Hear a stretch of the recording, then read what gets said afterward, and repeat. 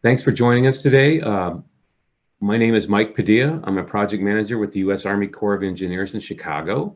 I am the project manager for the Great Lakes Coastal Resiliency Study, and I really thank you for the opportunity to present the project to you. We're going to be talking today about the Public Shared Vision meeting. That's the meeting. We're going to be talking about the shared vision. Our co-host today is the state of Minnesota, who are our study partners. I'll tell you a little bit more about the study in a few minutes, but bottom line is that this is a resiliency study. Well, we're wanting to look at, in the face of climate change and things like that that are going on in the Great Lakes, we wanted to look at the resiliency of the Great Lakes and do a study on it to to be proactive about planning for the future in the face of climate change. And we'll tell you all about that, but I wanted to just make sure you understood that this is a partnership between the Corps of Engineers, a federal agency, and the 8 Great Lakes states. And so we'll be talking a little bit about that. I really want to thank everybody for taking the time to join us today. I wanted to make sure everybody knew that the meeting is being recorded so that other people that weren't able to attend might be able to get a recording of it and listen to it. In addition to that, the recording of the meeting will be made available on our study website, which is at www.lrd.usace.army.mil / GLCRS. And I think we're going to put that in the chat there. This is going to be this is kind of the first of many outreach and partnering opportunities that will occur over the next few years as the study takes shape. The study is from this point is it's a 5-year study moving forward. So as we go through, there's going to be lots of time and lots of opportunities for people to be involved, the public, and we want to be collaborative with the public on this because you guys know very much about the Great Lakes, and we want you to share your knowledge with us. We're really what it comes down to is we're trying to look at what the vulnerabilities are out there and try to enhance our resiliency along the Great Lakes coast, and that's a shared responsibility that requires that we all work together to respond to changing future conditions. I think everybody's concerned about climate change, and we're looking at that. One thing I wanted to mention was that we will be responding to questions at a designated question and answer time. We'll look at the agenda of the meeting in just a minute, but we definitely will have time for question and answer.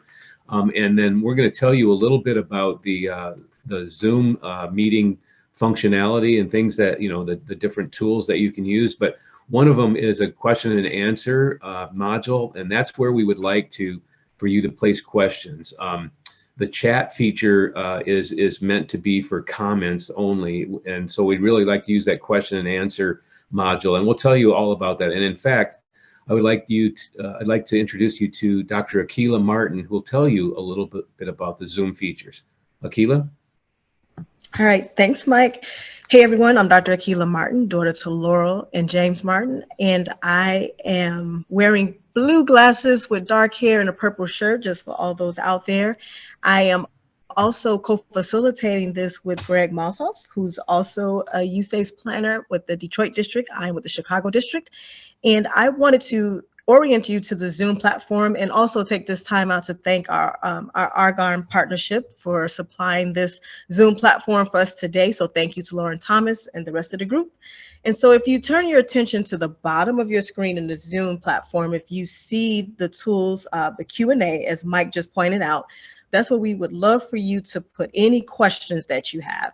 Try not to put them in the chat, put them in a question and answer so that we can see them very clearly. If you'd like to chat, you know how to chat. Please go ahead and use that at your leisure for any comments or any feedback you'd like to provide to our team. And then if you'd like to see closed captions, please click on the CC button. It says show captions. And if any reactions you'd like to give, the smiley face with the plus sign there, I'm sure you all know how to do claps and hearts and things of that nature. That's where you will find those tools. So thank you so much for that. And I will turn it back over to Mike to go over the agenda. Thanks, Akila. So yes, a little bit about the agenda for today. first of all, I wanted to talk a little bit about the main objective for the meeting today is to talk about a shared vision for resiliency on the Great Lakes. And so, groups and people that have a common objective, teams like the study team and the stakeholders that are involved, when we have a common objective, it's often very useful, and studies show it's very useful to have a shared vision, a vision of what we want things, how we believe things should turn out, or what it looks like when we have success. And so we're working on that with you today, that shared vision.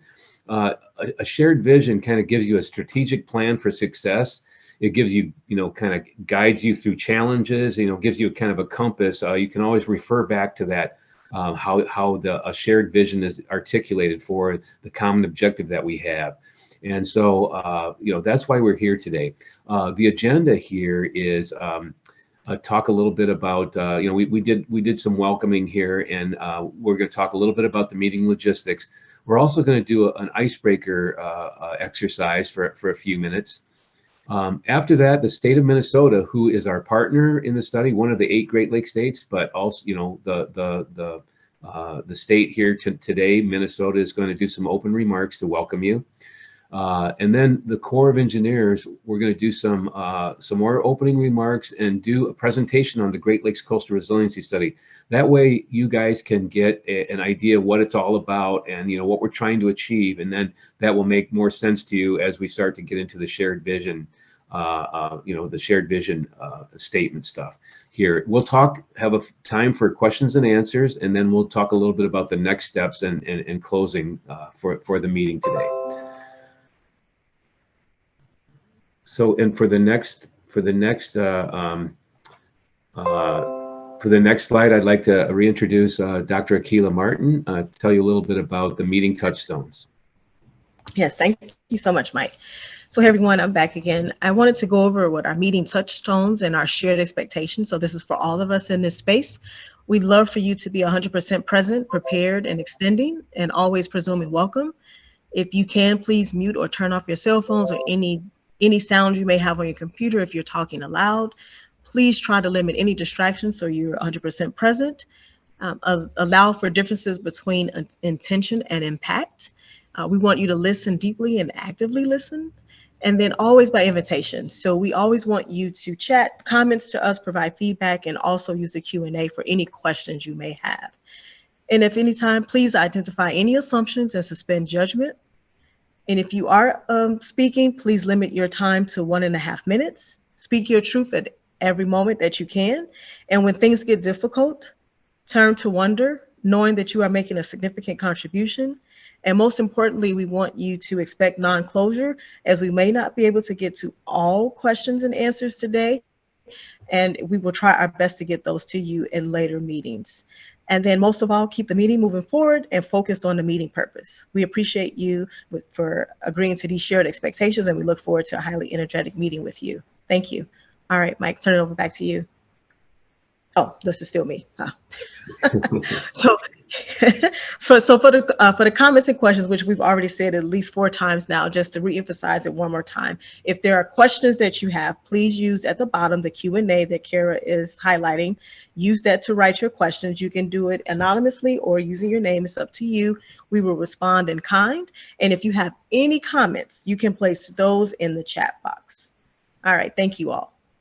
I'm turning it over to you now, Mike, for real. Thanks, Akilah. So I wanted to take a second for you to, for us to tell you a little bit about what resiliency means to my agency, the U.S. Army Corps of Engineers. You may know that the Corps of Engineers has responsibilities for water resource facilities all along the Great Lakes and really across the nation. And so we think about resiliency, and we define it as the ability to anticipate, prepare for, and adapt to changing conditions and withstand, respond to, and recover rapidly from disruptions. Resiliency is a trait that results from effective adaptation and preparedness, and that's really what we're trying to do, is prepare for the future in the light of climate change. It's a holistic approach to identify threats, vulnerabilities, and opportunities in a way to try to prioritize and smartly fund ways to address what's happening. You know, we don't have unlimited amounts of money, and so we have to be smart about we have to be smart about investments and that sort of thing. And so we recognize resilience as a fundamental characteristic of the systems and operations. So if we have facilities and systems, and we're operating them, we want to make sure that it's a fundamental characteristic to have resilience. We also define 4 principles of resilience, and that is an acronym here, PARA, which is prepare, absorb, recover, and adapt. And those prepare all the elements needed to be ready before, during, and immediately after some sort of disruption, planning, training, and protecting. So it's all about preparing, and that's part of what we're doing today. Absorb, we want to be able to endure the disruption with minimal damage without losing our normal functionality. Recover, we quickly return to functionality and may involve rebuilding and things like that. And adapt, making changes that reduce negative impacts in the future. So that's PARA, and that's what the core kind of uses. And again, we take resiliency very, very, very seriously. The next slide, please. And so we would now like to ask you, what does coastal resiliency mean to you?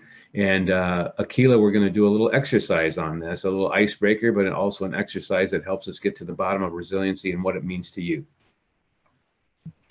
Yes, thanks, Mike. And thanks, Greg, for placing the links in the chat. So if you could go with me and be patient with us, if you can you can do this on your phone or your computer, it's up to you. You can type in POLLEV, so POLLEV.com/CHOICEGURU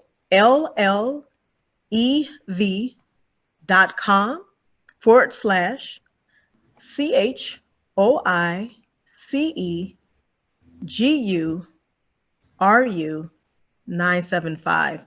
So what I just read out was POLLEV.com/ChoiceGuru 975. So you can go to that website. It's also in the chat. You can click on it from there. And you can also use the texting portion of this. If you don't want to go to the link, you can text. The number is 22333. So the number again is 22333. And then you want to text both Choice Guru 975 as well as whatever words or phrases or statements you'd like to submit. And you can submit as many times as you like. And I will share my screen now so that we can all see the word cloud come alive. And let us know if you're having technical difficulties so we can help you with that.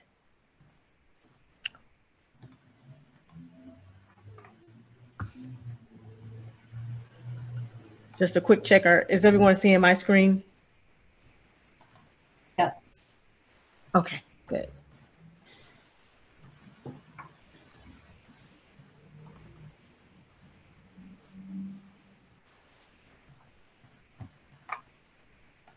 Okay, thank you. I was getting concerned. I didn't see anything.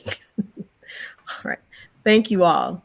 Hopefully everyone is able to see the word cloud coming alive. If you don't know how a word cloud works, what happens is that the words that are most frequently being used or being chatted into Poll Everywhere, they become bigger. So as you see, resources, prepare, climate, and changes are getting bigger as you all are inputting your responses. And I really appreciate you all engaging with us on answering this question. I will leave this open for the duration of this meeting. So if you want to come back and add more, please do so. We will definitely have a screenshot of this as well as your responses so everyone can see that. And thank you so much. Thanks, Kara. Back to you sharing your screen.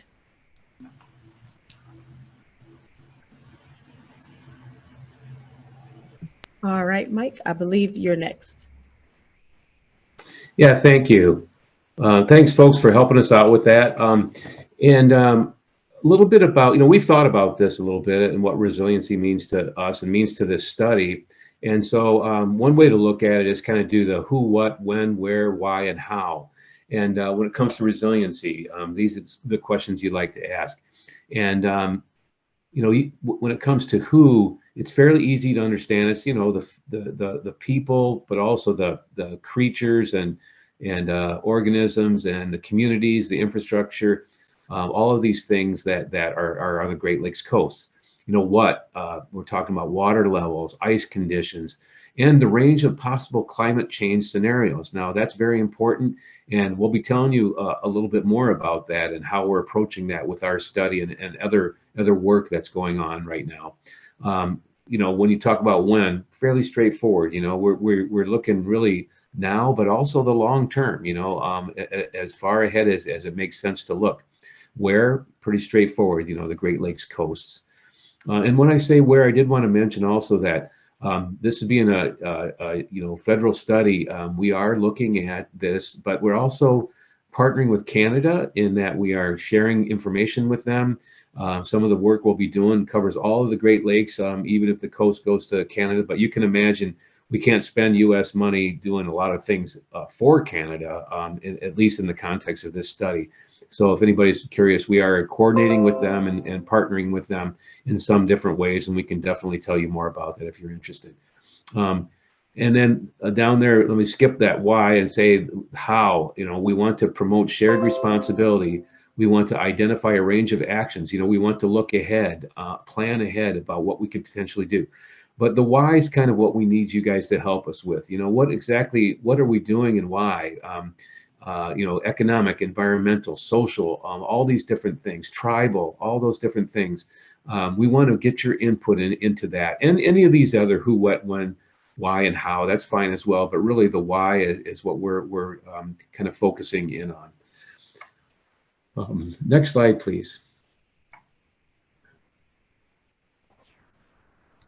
And with that, I think that we're going to, I'd like to introduce, oh, I'm sorry, Jana, are you introducing? That's okay. I got it, Mike. Thank you. Yeah. Oh, I'm sorry. So it's all right. It's all right. Thanks, Mike. So hey, everyone, I'm back again, Akila. I'm here to introduce from the state of Minnesota, Amber Westerber and Julie McDonald. And Amber, you are providing opening remarks, and we welcome you to the stage. Please take us away. We're so excited to hear what you have to say. Thank you, Amber. Great. Thank you very much, Akila. Good afternoon. For those that don't know me, my name is Amber Westerber, and I'm the program manager for Minnesota's Lake Superior Coastal Program at the Minnesota Department of Natural Resources. My pronouns are she, her, hers. For those of you that are not online, I have brown hair, brown eyes, and I'm wearing a pink sweater with a floral scarf. And due to age, I'm wearing a pair of reading glasses on my head. So just to open things up, really on behalf of the Minnesota Department of Natural Resources, I'd like to welcome all of you to today's public visioning meeting. The Minnesota DNR is proud to be partnering with the U.S. Army Corps of Engineers and the 7 other Great Lakes states on this exciting multi-year study. Our collective efforts to date have really been fruitful, and there's even greater things to come. As Mike mentioned, this study is all about resilience. And we know from personal experience that the term resilience, and in particular coastal resilience, has different meanings to different people. Know that your personal experience with the concept is important to us, and that's why we're having this meeting today. I hope you'll share openly and bring good questions to the project team. This is also an open invitation to reach out to us at the state if you have questions about the study in the future. Our first point of contact is Julie McDonald, and you can reach her at mlscp.dnr@state.mn.us.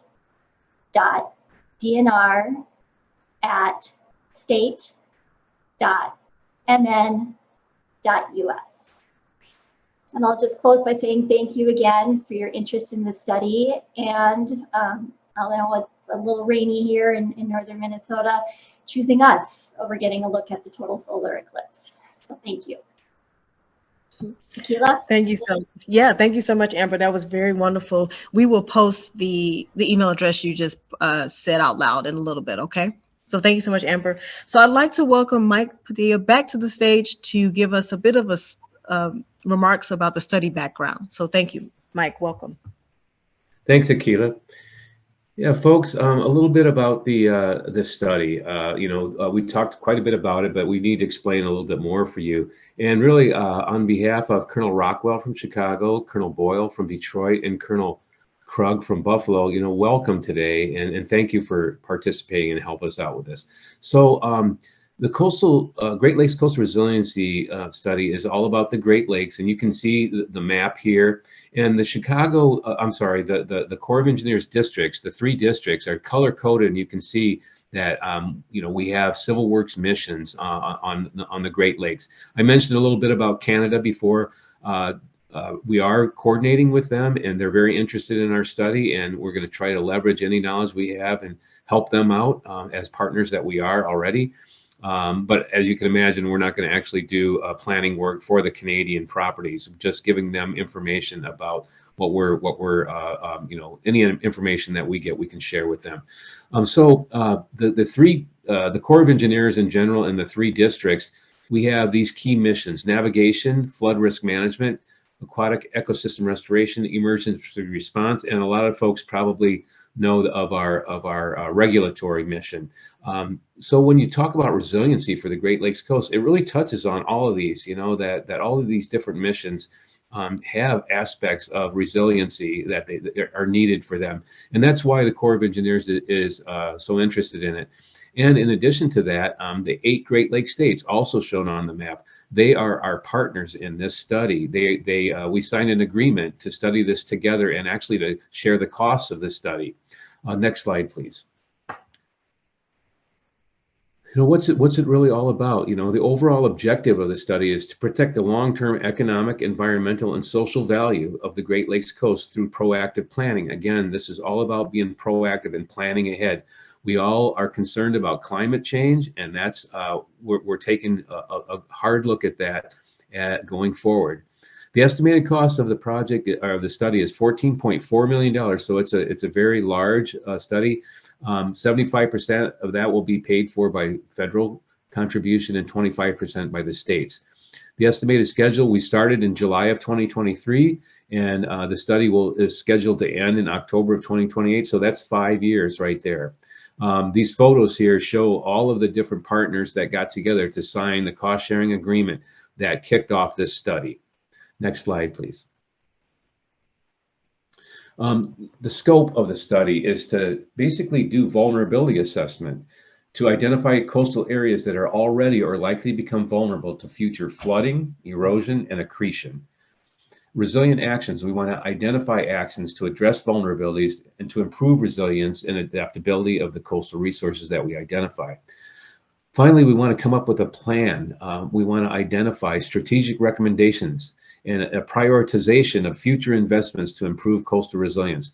As you know, very recently we had some high lake levels in 2020 and into 2021, and there were some projects that were built along there, some restoration projects on the coastlines that didn't survive the high water. So we've got to be careful. We have to understand vulnerabilities, and we have to prioritize our investments to make sure that whatever we invest in is going to be resilient to the future and how the lake behaves in the future.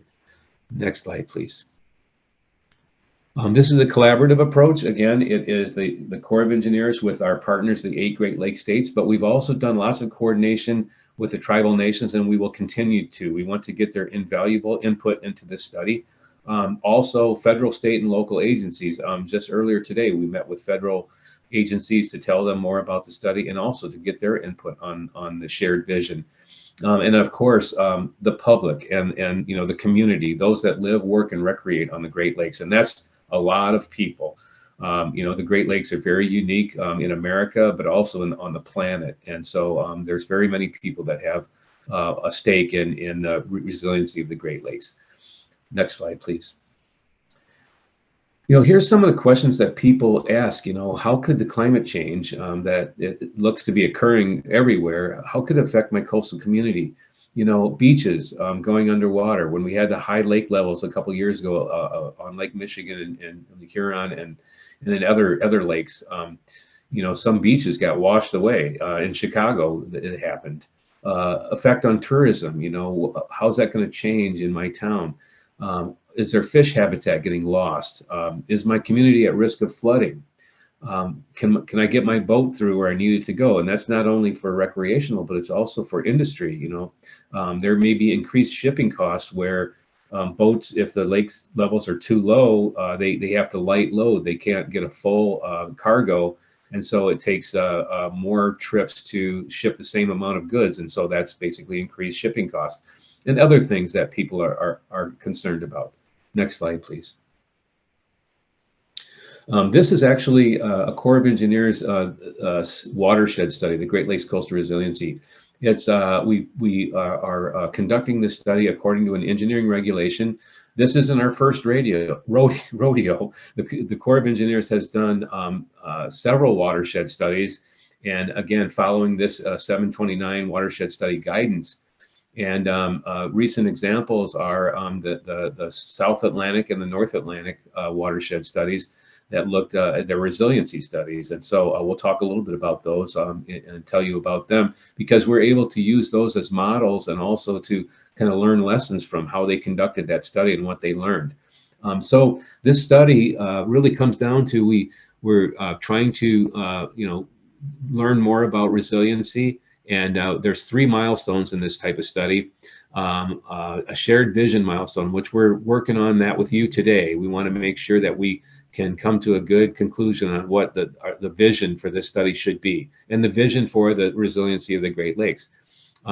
After we look into that and do some of these things that are listed, we're going to also do a recommendations milestone. In other words, we will come up with recommendations and we'll send them out to the public and to stakeholders, and they'll be able to review those. And then we'll kind of work through that, and then we'll end up with a final report. And that final report will have concrete suggestions about what think needs to be done to be resilient on the Great Lakes. The final decision authority for the study is the Great Lakes and Ohio River Division, and that's a division office that's basically the headquarters for Chicago, Buffalo, and Detroit districts. Next slide, please. Engagement. So one thing we know is that there's a lot of stakeholders and a lot of people of interest in that when it comes to doing this study, and so we have lots of engagement opportunities. And so if you look at this, you can see we're coordinating with tribal nations, we're coordinating with other agencies, but when it comes to the public, you can see those the blue color there. You can see that right now we're doing the shared vision. Soon we're going to be doing a study progress briefing. We'll go out to the public and tell them what we're up to and how things are going. We will have basin-wide results, basin-wide analysis results, which will tell you more about the basin-wide analysis in a few minutes. Other study progress briefings so that we can always tell you where we are and what's happening with the study. We'll tell you about the draft recommendations. We'll be sending that out to the public for them to review, an 8-week public review period, and we'll give you plenty of notice on that. And then again, more progress briefings as we conduct and complete the study. Will be done in October of 2028. And then if you look down at the bottom of the page there is a QAR code where you can, if you click on that, you're going to go to our website and you can subscribe to this study. And what that means is that if you're subscribed, you will automatically receive, all the communications that we want everybody to see. So there'll be email blasts with study updates and also announcements of future public engagements, so that we give everybody plenty of time to know about the upcoming public engagement. So I strongly urge you to subscribe so that you can be kept up to date and kept in the loop on the study. Next slide, please. All right. Okay. Thank you so much, Mike. Very well. Thank you so much. I hope you all had a chance to hear a lot and have some great questions. So you can start putting questions in the Q&A at your very leisure. And I want to welcome to the stage our illustrious planner, Jana Potoff, to discuss the major study tasks. Welcome, Jana. Thank you, Akila, and thank you all for joining us today.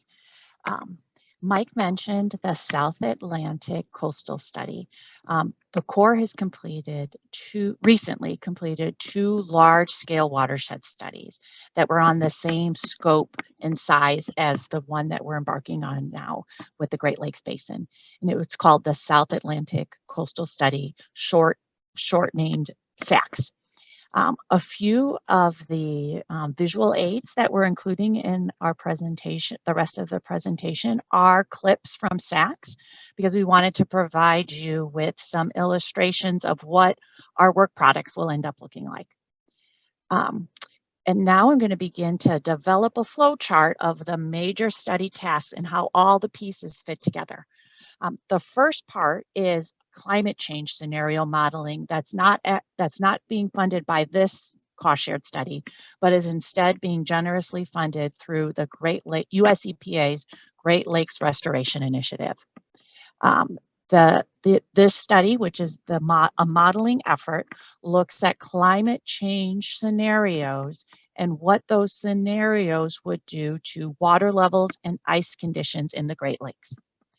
It is a collaborative team where we're working with the Corps of Engineers Research and Development Center, NOAA's, Great Lakes Environmental Research Laboratory, USGS, Cornell University, and also the University of Michigan.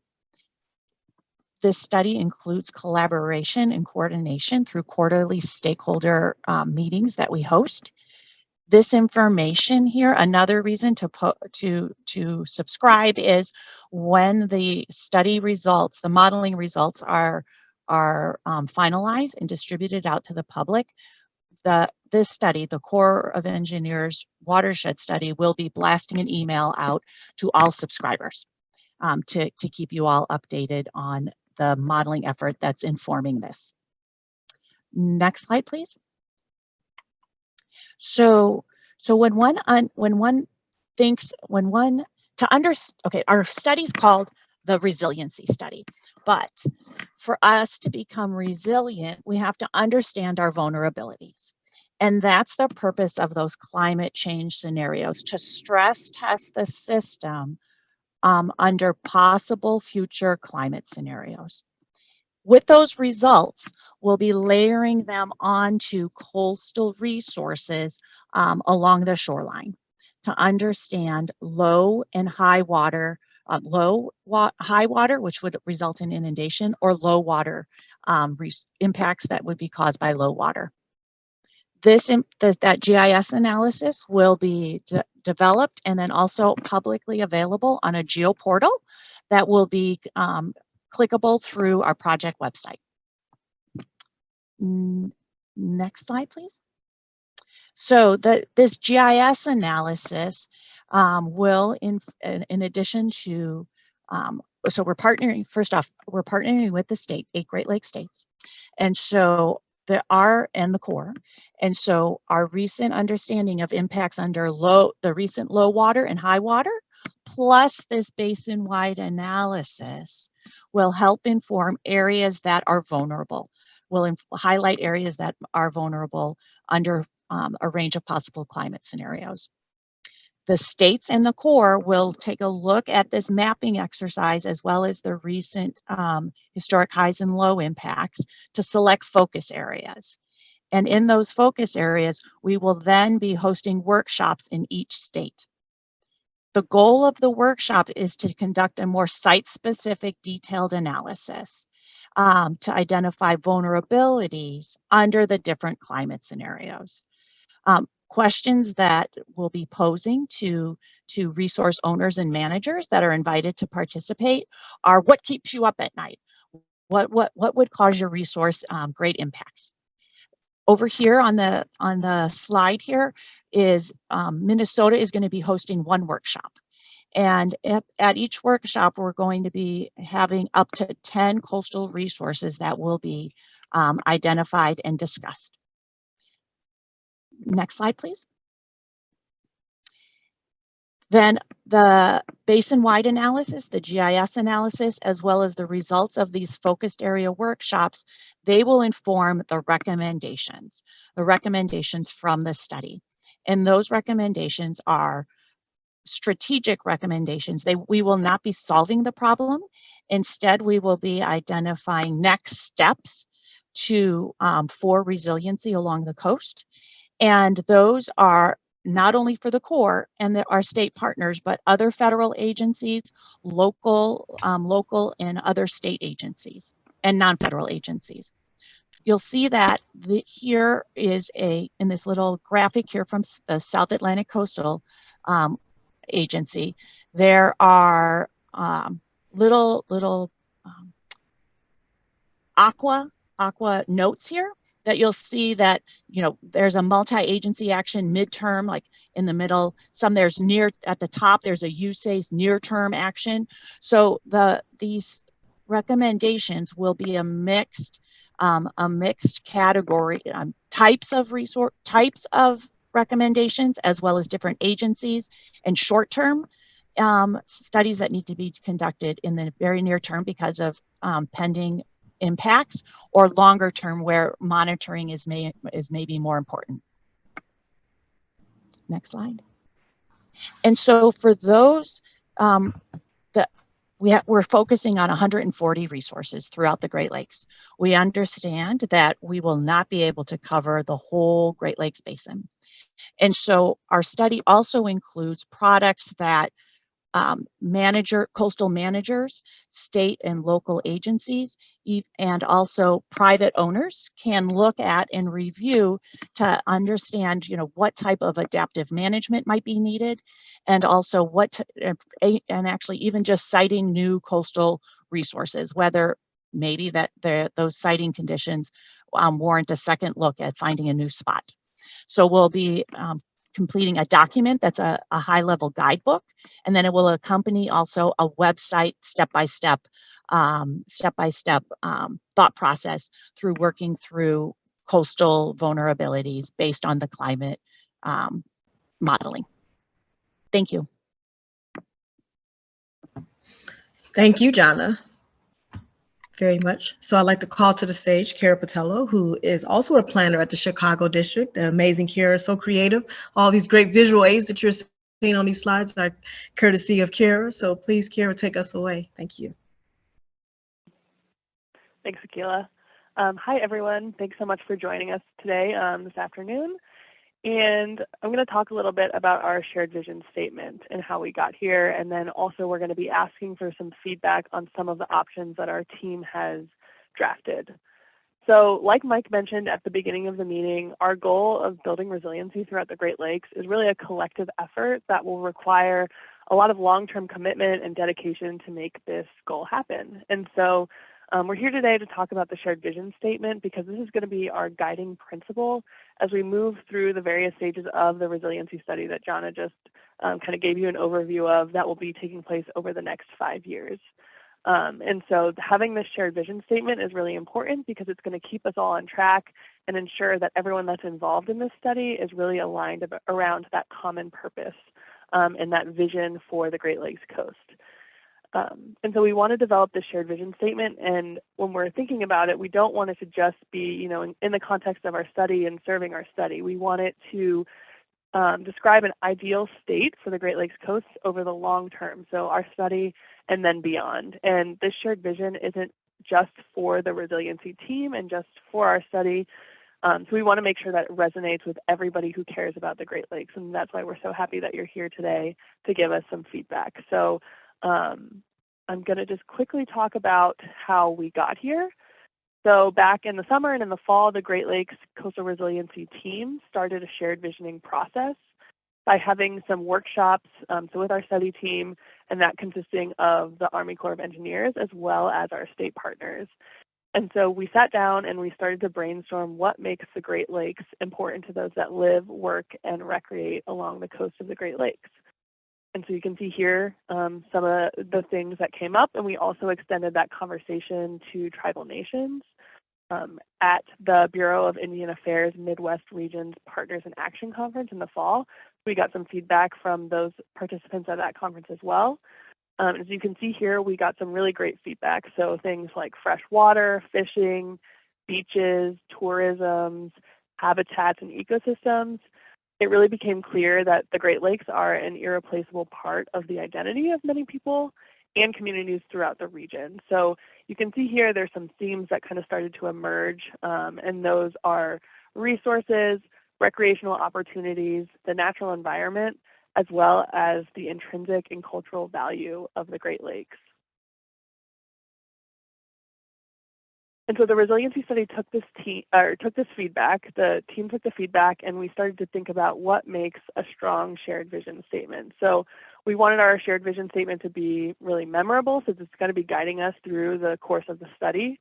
And so when you think about catchy slogans, we want ours to be kind of like that. So simple, memorable, and having a clear interpretation. So that's just something to keep in mind as we share these 3 statements that our team has drafted for your feedback. So I'm going to share the 3 statements that we drafted as a team.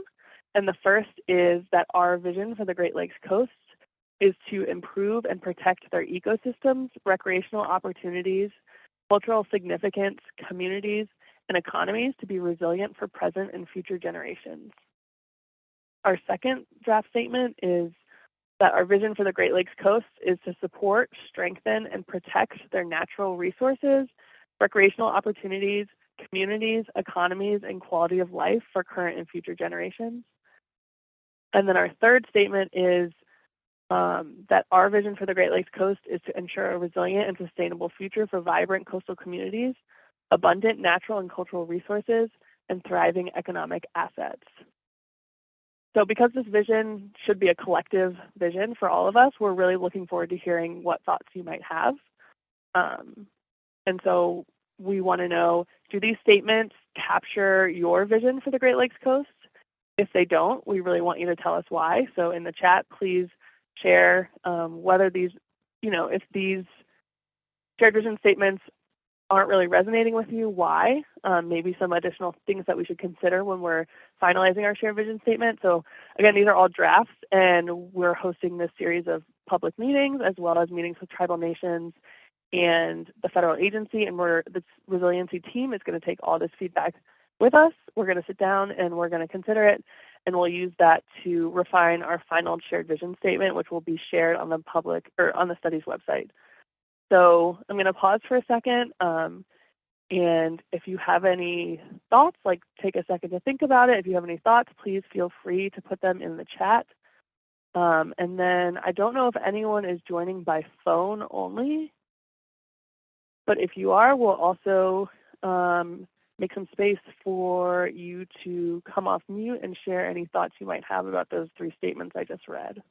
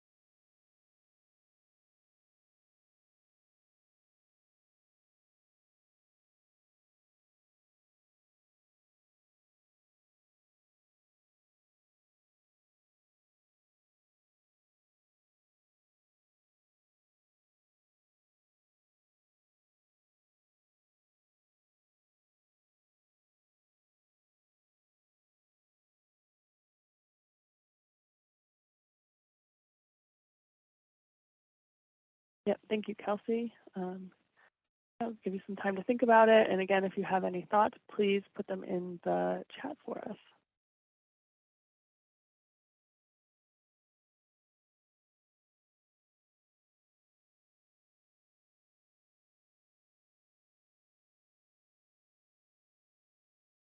Thanks, Mindy. We'll definitely take that feedback back to the team with us.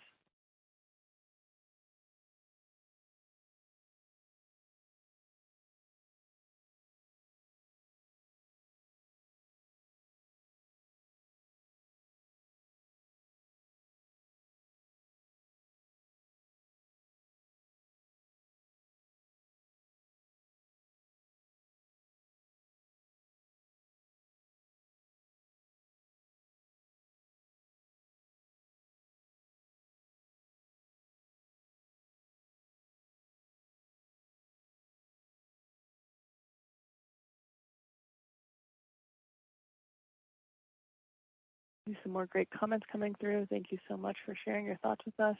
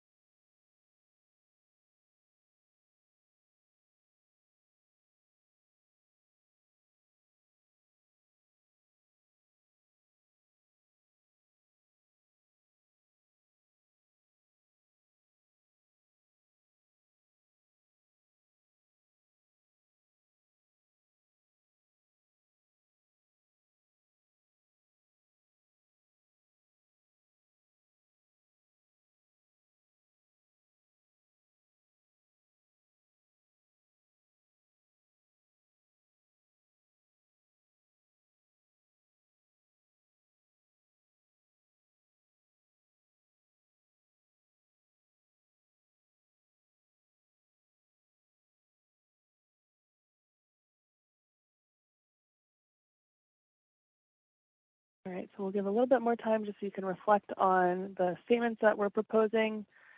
And shortly after this, we're going to share an exercise where you can kind of share your preference with us. But I'll go a few more minutes, kind of reflect, think about it, think about any comments you might have. I really appreciate the ones we've seen in the chat.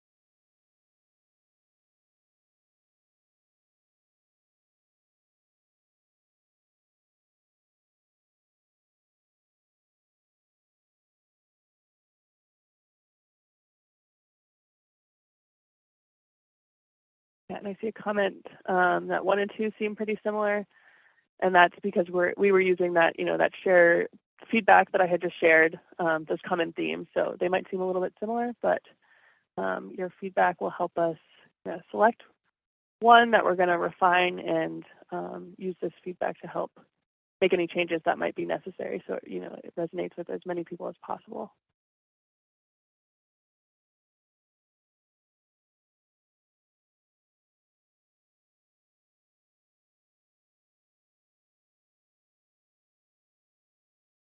All right, if you have anything that comes to mind, please feel free to add it to the chat at any time during the meeting, but I'm going to go ahead and move on to our shared vision exercise. So I will give you a second again to navigate to this kind of external website that we have here. I'll read the URL aloud. I don't know if anyone's joining on the phone, but just in case it's hard to read, the website is glcrs.evs.gov/shared-vision/.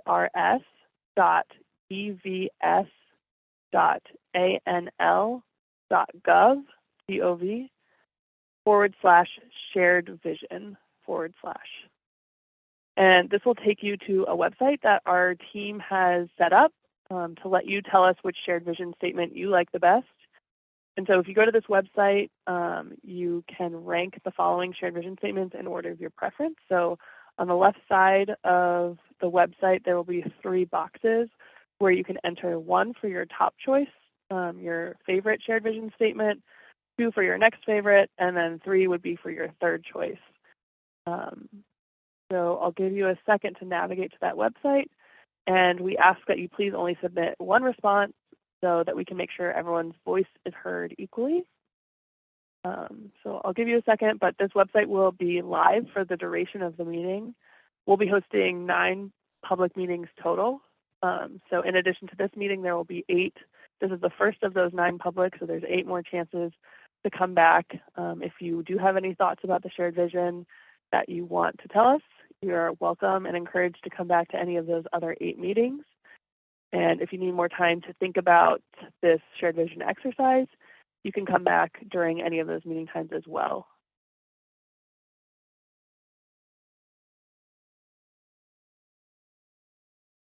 So this slide shows that full schedule of public meetings, and as you can see here, there are 8 more public meetings remaining after today. So there's still plenty of chances to get involved and to share your feedback. And again, we encourage you to come back if you do have additional thoughts that you would like to share, or if you have friends, neighbors, or colleagues that you think could be interested in providing feedback on the shared vision statement as well.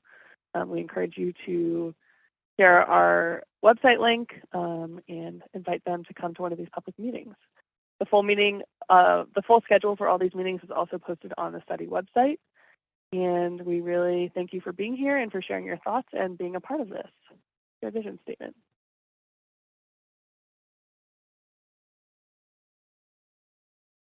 All right.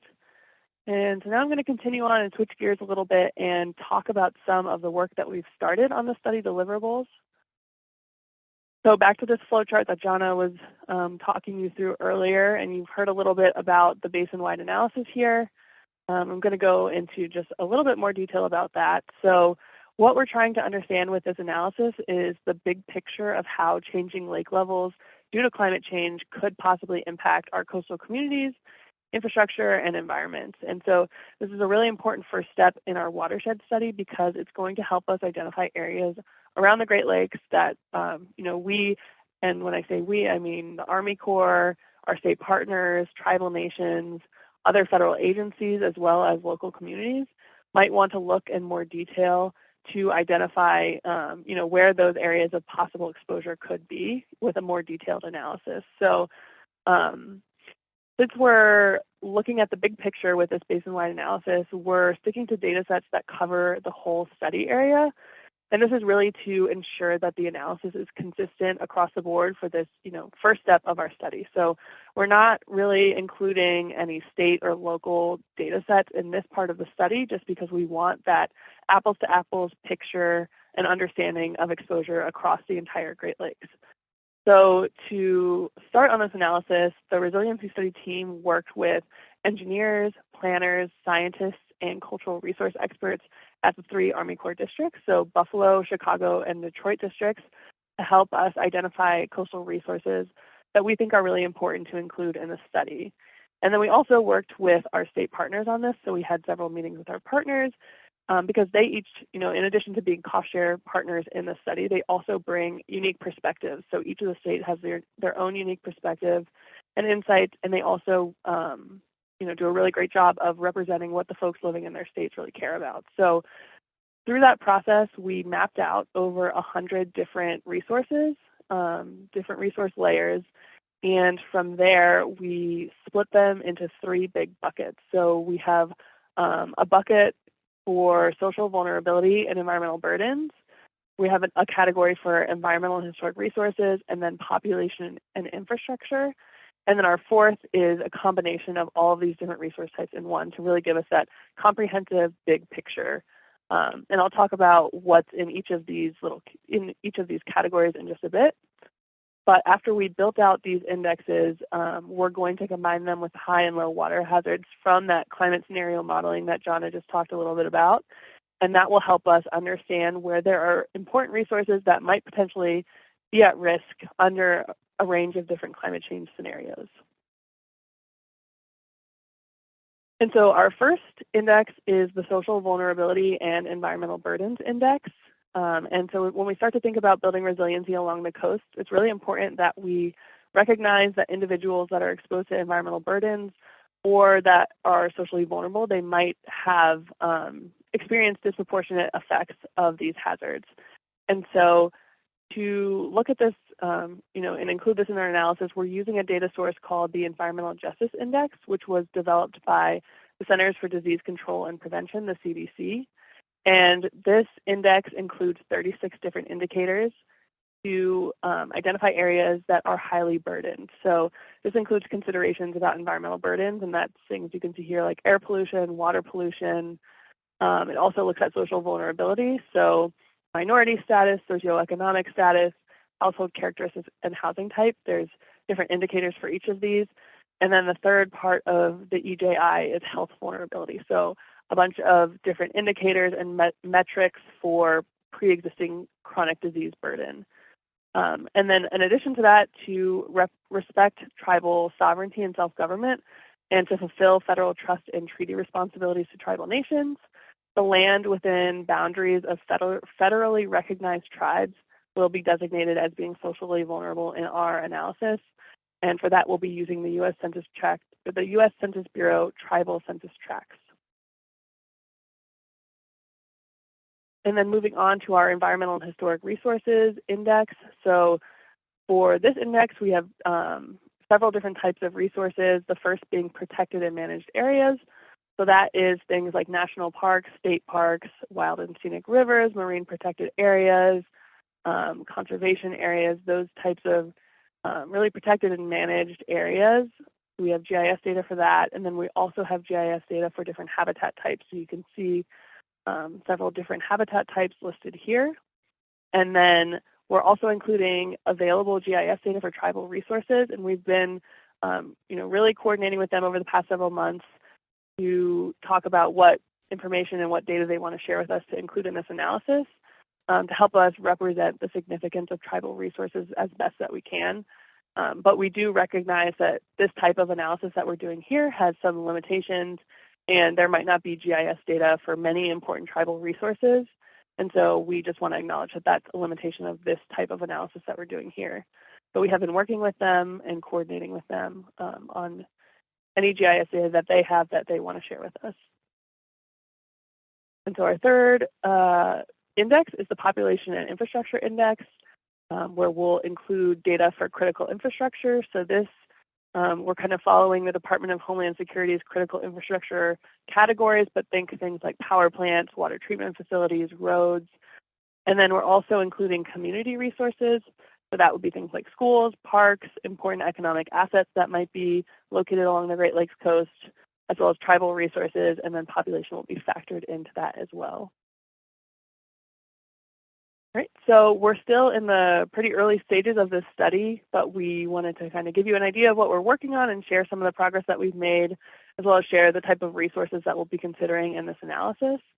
And we will be hosting a public meeting in the fall of 2024, so the fall of this year, to share some of the progress that we're making, and that will include more details about the basin-wide analysis.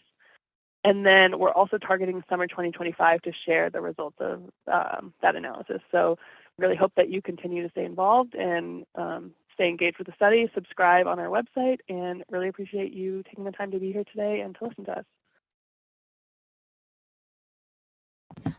Thanks so much, Kara, for that great presentation. Thank you, Jonna. Thank you, Mike. I don't see any questions in the question and answer part of the Zoom platform, and I don't see any in the chat. But here's your opportunity, everyone, to interrogate us as much as you can. We are looking forward to any questions. We are excited to answer those. So if you will, please go ahead and click on the Q&A and write your question. We'd appreciate that. So, Jonna, there kind of was a question in the comments section. The difference between a few of them. Let me find it again. Sorry, comment just knocked me off of it.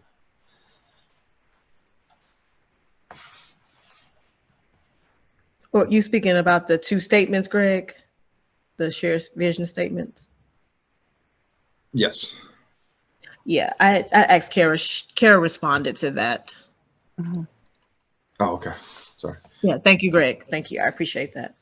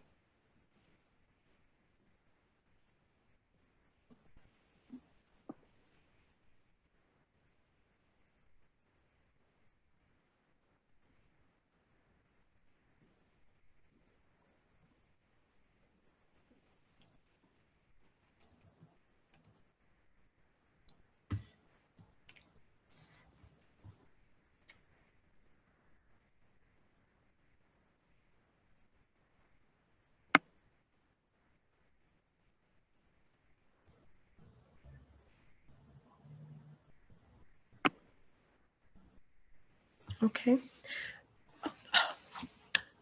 We have a question, you all. I feel so embraced. Thank you. This is for Amber and Julie. And will states have an opportunity to review the analysis and provide feedback on the results? So I guess this will be both Amber and USACE. Go ahead, Amber, please. Thank you. Welcome. You're on mute, Amber. How many times, right? Thank you, Akila. I appreciate the question, Clinton. Yes, states are going to have an opportunity to review the analysis and provide feedback on the results.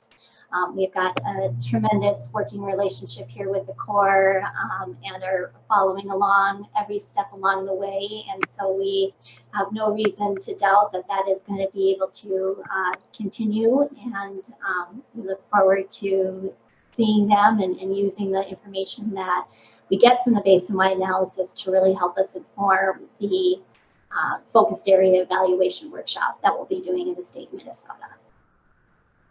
Keila, Kara, Mike, others?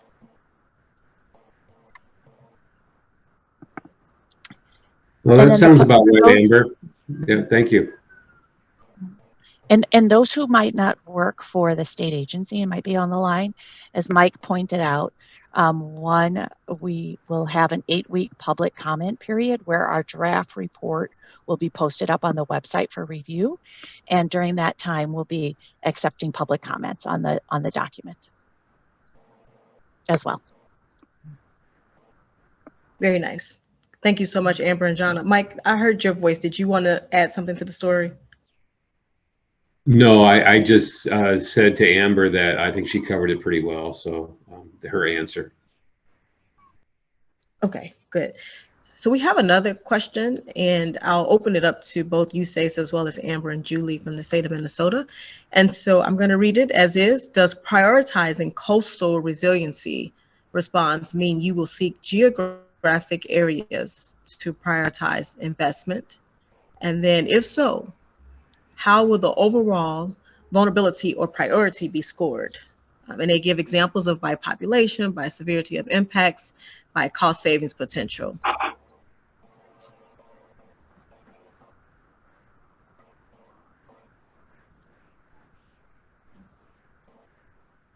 So we'll go first. How about that? Sounds great. And so, thank you, sure. Yes, geographic areas. So that the basin-wide analysis is a geographic analysis, and so that's the GIS analysis with the red, yellow, and green colors on it. And so that analysis will identify potential vulnerabilities under different climate scenarios. So we will be using that as well as the results of the focused evaluations where like you state here, where the severity of the impacts will be discussed. And so it will be the GIS analysis as well as those focused evaluations where we're analyzing the severity of the impacts, and those two analyses will come together and prioritize the study actions, future study actions.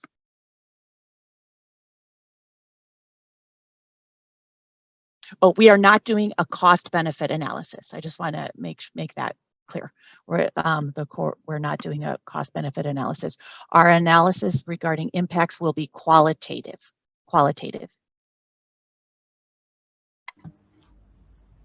Thanks, Jonna. I don't know, Amber, Julie, did you want to add anything to that? No, I think you did a tremendous job. Thanks, Jonna. Okay, thank you so much. So we have another question. Thank you all for providing questions. I love the embracement, so please keep coming.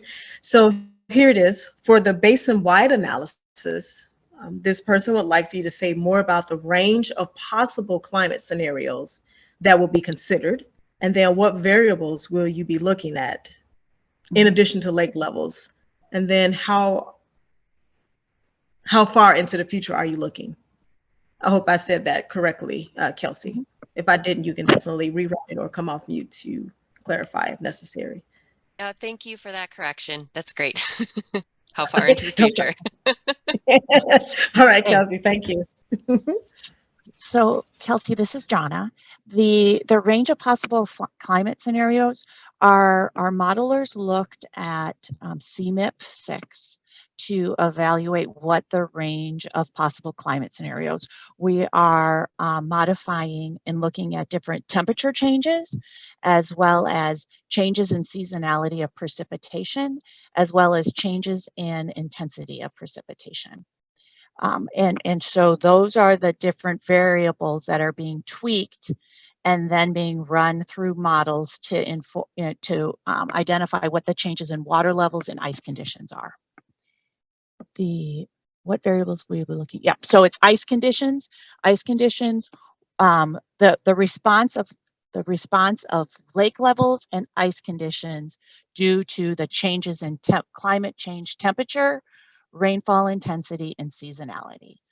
And then in addition to the static water levels, we are also looking at wave and surge being added to the top of our static water levels. So those are the buttons we're pushing to identify what climate change impacts are, and then the resulting output that we'll have from the models. How far into the future are we looking? So we are the team is looking at the range of possible climate scenarios that are possible based on the CMIP-6, which I will type that in the chat as far as in a link. And so we are not putting a date on when those climate scenarios will occur. Our goal, though, is to stress test the Great Lakes system so we have a good understanding of what the future might be for the Great Lakes. Yeah, so that's the answer. Yeah, and just to kind of build off that answer, so for the basin-wide analysis, like John is saying, that GLRI framework modeling is a separately funded project study that we're involved with, but 4 of those climate change scenario results will be carried over into the resiliency study to be used in that basin-wide analysis. So we'll have kind of like a baseline condition, and then we'll have 4 different scenarios that we'll be looking at with that basin-wide analysis to see how coastal resources could possibly be impacted under those 4 scenarios that we choose. And we'll be going through kind of an expert peer review, as well as a process with our climate preparedness and resiliency community of practice at the Army Corps to make sure that we're selecting the best scenarios to use in this study as well. So that's how it'll be applied to this study. And for those who subscribe to this project website, we will be blasting out emails when the information and the output from the models becomes available for the public. Very thorough. Thank you, Jonna and Kara. So we have another question. And have you thought about how the results of this study might be integrated into the lake-wide action and management plans for each of the Great Lakes? So EPA has oh, sorry, you would like to answer this. Go, Amber. You're on mute, Amber. Okay. Yep, I got it this time. I think there is, to your question, Melissa, some tremendous opportunities to be able to incorporate our results into the lake-wide action and management plans. As you noted, there's one for each of the Great Lakes states. And so the basin-wide analysis, the focused evaluations, I think all of those will each in their own way have a little bit of information that can be integrated into. So it's important that we keep these lines of communication open and see where we can have those synergies and be able to move forward in an integrated way. Those lake-wide action and management plans are powerful tools that we definitely want to see stood up and use these results as much as possible. But Jonna, you had some other things to say, please. Just that our funding agency for the modeling work is the US EPA. And so they are very interested in the results and we'll be sharing those with them to inform those lake-wide action and management plans. Very nice. Thank you so much, Amber. Thank you so much, Jonna, for responding to those questions. I don't have another question that has come through, so I will pause for a few seconds to make sure everyone has their questions out. And anytime, Amber, Julie, Jonna, Kara, Mike, if you'd like to add anything that you may feel like you have missed during your presentation, please take this time to add that now.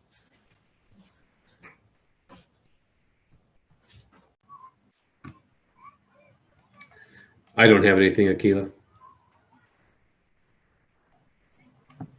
Okay, sounds good. Well, we thank you for spending this hour and 13 minutes with us. We have a few more minutes, so please don't hang up just yet. Still encourage you to subscribe to the website so you can get updates. And now I want to invite to the stage John Paggio to provide us the next steps, and then we'll hear from Mike and maybe Amber to have our closing remarks. And I want to say thank you so much for sharing space with us today. And John, take us away. Thank you, Akila. So when this study was being scoped, we wanted to have a local community focus. So into our study scope, we included regular study update progress briefings for the public. There are 5 of them that are spread throughout the next 5 years of the study. This is the first of the 9 public shared vision meetings, 8 hosted by each of our state partners in the Great Lakes, and 1 after-hours meeting hosted by the U.S. Army Corps of Engineers. In addition to those public shared vision meetings, we also met with the federal agencies this morning, and we will have 2 tribal nations shared vision meetings. Next year, we will be presenting the basin-wide analysis results in 5 public meetings, 1 for each of the lakes. And in late summer 2027, we'll have public meetings for the draft recommendations, followed by an 8-week public review period. So these are a lot of public engagement opportunities to keep track of over a long period of time. So the best way to stay informed with our study is to subscribe to our mailing list, where we will send out periodic updates and notifications about future meetings and website updates to our subscribers. We also have the website, which has more information about the study, links to future meetings, and once we finalize the shared vision statement, we're going to post it on the website and alert the subscribers of our mailing list. Thank you.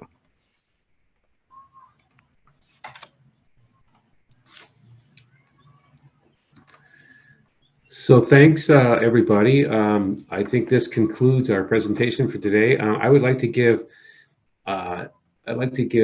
Amber a chance to make any final remarks or say farewell to everybody. If you want to. I'd like to thank you, Mike, for the opportunity. I will just echo the sentiment of thanks for you taking the time to contribute to the visioning aspect of it, to asking some really great questions. And I would just say first and foremost that we want to make sure that the lines of communication are open and that you feel you can reach out to us at any time. As I mentioned at the opening, Julie McDonald is our point of contact, and we'll make sure that you can reach her at the contact Minnesota email address that's listed on this slide. You can also head to our webpage. That will get you contact information, but I will definitely put in one last plug for signing up to subscribe to ensure that you are receiving the new information about the study as it's progressing, and check out the website as things are going along. But again, thank you everyone for your time. I really appreciate it. Thanks, Amber. And just wanted to plug one more time. Please visit our website and subscribe for updates, and we'll keep you updated for the next 5 years on the progress of our meetings and all of the different opportunities that you will have to participate. Once again, thank you very much for participating today. We're gonna, this will be the close of the meeting. We will stick around for a couple minutes in case someone has a last minute question. But again, the presentation has concluded for the day, and thank you very much again. Take care.